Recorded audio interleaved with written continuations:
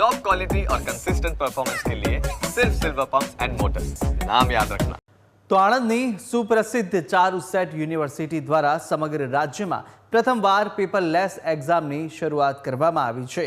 ત્યારે યુનિવર્સિટીના આ પેપરલેસ એક્ઝામના અનોખા કોન્સેપ્ટની રાજ્યના મુખ્યમંત્રી ભૂપેન્દ્ર પટેલે પણ મુલાકાત લીધી, જ્યાં યુનિવર્સિટીના પ્રેસિડેન્ટ સુરેન્દ્ર પટેલ અને પ્રોવોસ્ટ અતુલ પટેલે પુષ્પગુચ્છથી સ્વાગત કર્યું।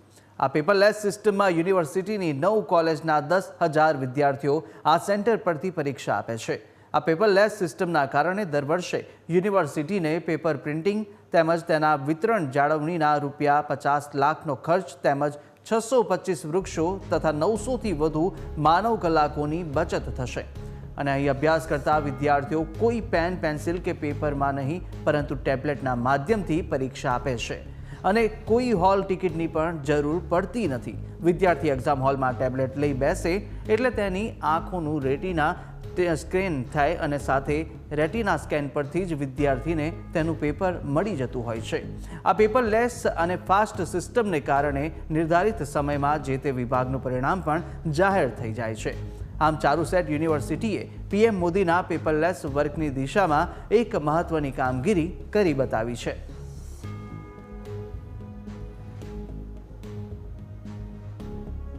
વર્ષ 2019માં આ યુનિવર્સિટીએ ગુજરાતમાં પ્રથમ વખત પેપરલેસ એક્ઝામિનેશન ઇન્ટ્રોડ્યુસ કરી હતી। પેપરલેસ એક્ઝામિનેશન કન્ડક્ટ કરવા માટે યુનિવર્સિટી જોડે 1200થી વધુ ટેબ્લેટ્સ અવેલેબલ છે અને ટેબ્લેટને ચાર્જ કરવા માટેના ડોકિંગ સ્ટેશન બી અવેલેબલ છે। વિદ્યાર્થીઓ એમની એક્ઝામ શાંતિપૂર્ણ આપી શકે એની માટે 2 એક્ઝામિનેશન હોલ અવેલેબલ છે કે જેની અંદર એક સાથે 1200થી બી વધુ સ્ટુડન્ટ એક સાથે બેસીને એક્ઝામ આપી શકે છે। હાલ આ વર્ષે Charotar university of science and ટેકનોલોજીના 10,000થી બી વધુ વિદ્યાર્થીઓ તેમની એક્ઝામ પેપરલેસ મોડમાં આપવા જઈ રહ્યા છે। It's a great choice for the digital exam because technology સાથે આગળ તો વધવું જ પડે છે। સો આ મારું ફર્સ્ટ ટાઈમ હતું, આ મારું સેકન્ડ ટાઈમ છે ડિજિટલ એક્ઝામ પર આપવાનું। એનાથી તમને એમાં લાઈક ઇફ તમે એન્જિનિયર છો તો એમાં જે ડાયાગ્રામને બધું દોરવાનું આવે એ તમને ઇઝી અને સરળ પડે છે।